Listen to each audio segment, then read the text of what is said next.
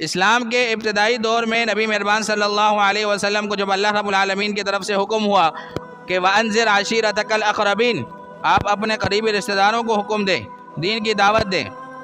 حضرت خدیجہ رضی اللہ تعالی عنہ یہاں پر، اور دوسری جگہ حضرت ابو بکر صدیق رضی اللہ تعالی عنہ اور حضرت علی المرتضیٰ رضی اللہ تعالی عنہ جو کم عمر کے تھے وہ اسلام لے آئے. چند صحابہ کرام اسلام لے کر آئے تھے، اور وہ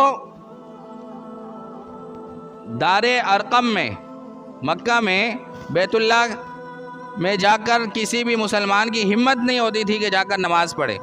دار ارقم ایک صحابی کا گھر تھا، وہاں پر بیٹھتے، وہاں پر عبادت کرتے، نبی صلی اللہ علیہ وسلم قرآن کی تعلیم دیتے صحابہ کرام رضوان اللہ علیہم اجمعین کو. اور اس طرح آہستہ آہستہ کر کے اسلام پھیلتا جا رہا تھا، اور وہاں پر کفار مکہ اور رؤسائے رئیس جو سرداران مکہ تھے ان کے دل میں کھٹک رہی تھی کہ یہ آہستہ آہستہ یہ شخص جو اپنے دین کو پھیلا رہا ہے، لوگوں کو سابی کر رہا ہے، ہمارے آباء و اجداد کے دین سے دور کر رہا ہے، ہمیں اپنے دین سے ہٹا رہا ہے. اگر اس کے خلاف کسی قسم کا ایکشن نہ لیا گیا تو پھر یہ دین جو ہے وہ آہستہ آہستہ کر کے پھیل جائے گا. وہاں پر ان کی میٹنگ چلتی رہی، اور جو کمزور صحابہ کرام تھے، کچھ غلام تھے اور جن کا کوئی خاندانی پس منظر موجود نہیں تھا، کوئی خاص بڑے کسی قبیلے سے تعلق نہیں رکھتے تھے، مثال کے طور پر حضرت یاسر رضی اللہ تعالیٰ عنہ، حضرت سمیہ رضی اللہ تعالیٰ عنہ، اسی طرح حضرت بلال رضی اللہ تعالیٰ عنہ. تو ان کو ان کفار مکہ نے آہستہ آہستہ کر کے اذیتیں دینا شروع کر دی، تکلیفیں پہنچانی شروع کر دی، تاکہ کوئی بھی شخص اگر دین اسلام میں داخل ہوتا ہے، محمد کا ماننے والا ہو جاتا ہے، تو اس کے ذہن میں پہلے یہ بات آنی چاہیے کہ میں اگر اپنے آباء و اجداد کے دین کو چھوڑتا ہوں تو میرے دل و دماغ میں یہ بات ہونی چاہیے کہ مجھے تکلیفیں اٹھانی پڑیں گی، مجھے مشقتیں برداشت کرنی پڑیں گی، مجھے گرم ریت پر لٹایا جائے گا، مجھ پر آگ کے انگارے میرے جسم پر لگائے جائیں گے. اور اسی طرح جب وہ تکلیفیں صحابہ کرام کو دیتے رہے، لیکن پھر بھی صحابہ کرام باز نہیں آنے والے تھے. ان کو ایمان کی حلاوت مل گئی تھی، نبی کی محبت کا ایک چسکا، ایک مزہ اور ایک لطف انہیں حاصل ہو چکا تھا. پھر کفار مکہ نے کیا کیا کہ کوشش یہ شروع کر دی کہ بھائی ان لوگوں کو سزا دینا جو ہے ہمارے بس سے باہر ہو رہا ہے، ایسا کرو کہ نعوذ باللہ انہوں نے یہ جملہ نکالا کہ محمد کو قتل کر دیتے. اب کفار کی میٹنگ ہو رہی ہے کہ محمد کو قتل کرنا ہے. محمد کو کون قتل کرے گا؟ ایک شخص کھڑا ہوا، ان کو اس کو بٹھا دیا گیا، نہیں بھائی تمہارے بس کی بات نہیں ہے. دوسرا کھڑا ہوا، اس کو بٹھا دیا گیا. پھر بنو عدی کا ایک سجیلا جوان عمر بن خطاب جو اس وقت مسلمان نہیں ہوئے تھے، کھڑے ہوئے، کہا کہ میں محمد کا سر قلم کروں گا. اس نیت سے کھڑے ہوئے، اور ان لوگوں نے بھی، وہ بھی جانتے تھے عمر کی بہادری شجاعت کو، جانتے تھے اسلام سے پہلے بھی حضرت عمر رضی اللہ تعالیٰ بہادری شجاعت تھی، اور نبی مہربان صلی اللہ علیہ وسلم نے ان کی بہادری اور شجاعت کی بنا پر اللہ رب العالمین کے حضور دعا کی تھی کہ اے اللہ عمر کو اسلام کی دولت سے سرشار فرما. صرف عمر کے لیے نہیں، دو عمر کے لیے دعا کی تھی. نبی مہربان صلی اللہ علیہ وسلم نے فرمایا تھا اللہم انصر الاسلام باحد عمرین، اے اللہ اسلام کو عزت دے، اسلام کو غالب فرما دو عمر میں سے ایک عمر کے ذریعے. دو عمر کون تھے؟ ایک تو عمر بن خطاب، اور دوسرا وہ عمر تھا جو مشہور ہوا ابو جہل کے لقب سے، جس کو ابو جہل کہتے تھے. اس کا بھی اصل نام عمر تھا. اور ابو جہل اور حضرت عمر فاروق رضی اللہ تعالیٰ عنہ کا آپس میں رشتہ ماموں بھانجے کا تھا، اور تمام کفار یہ اس بات کو تسلیم کرتے تھے کہ یہ ماموں بھانجے، ان کی بہادری شجاعت کے سامنے کوئی بھی شخص ٹکنے والا نہیں ہے. نبی مہربان صلی اللہ علیہ وسلم نے دو عمر کے لیے دعا مانگی.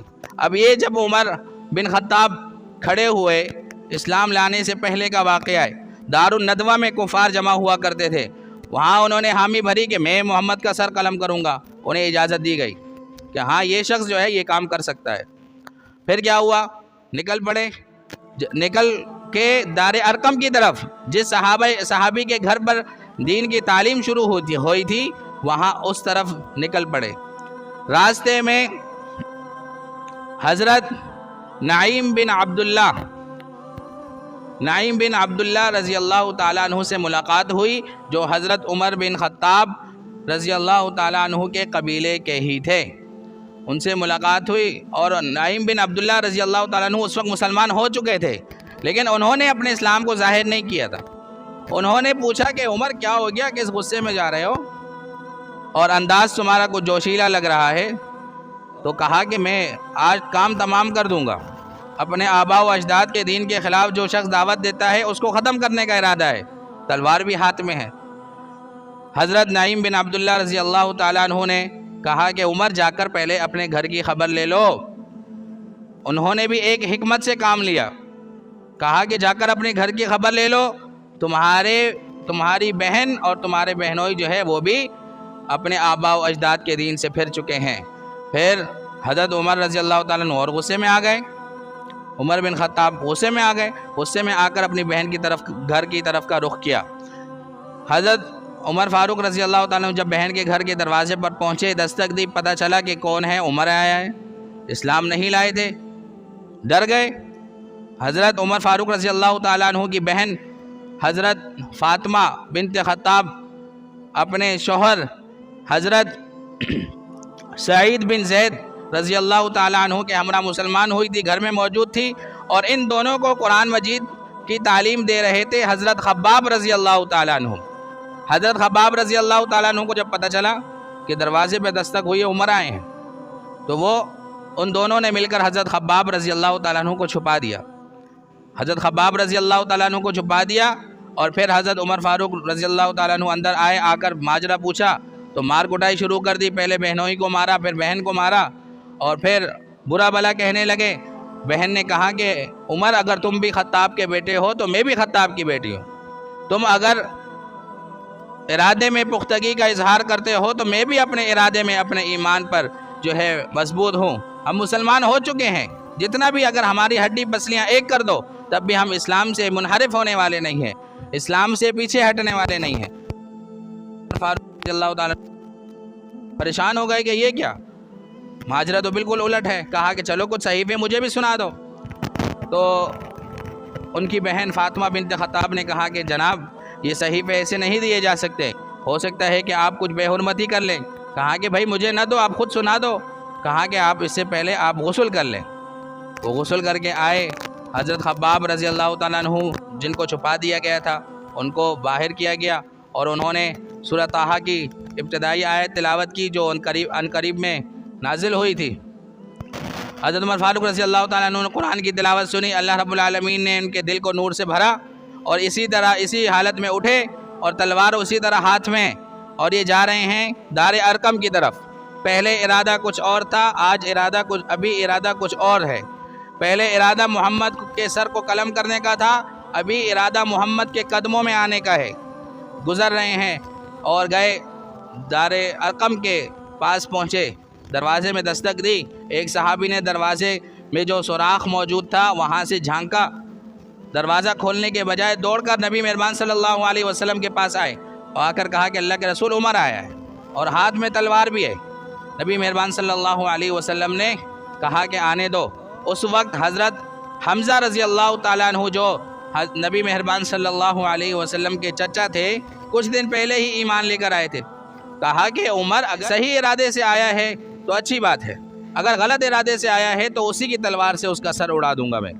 حضرت حمزہ رضی اللہ تعالیٰ عنہ بھی بڑے دلیر اور شجاعت والے صحابہ کرام میں شامل تھے، کہ جو کئیوں کو اپنی ایک تلوار سے مات دیتے تھے، ہرا دیتے تھے، لڑائی اور جنگوں کی مشقوں میں بہت تیز تھے۔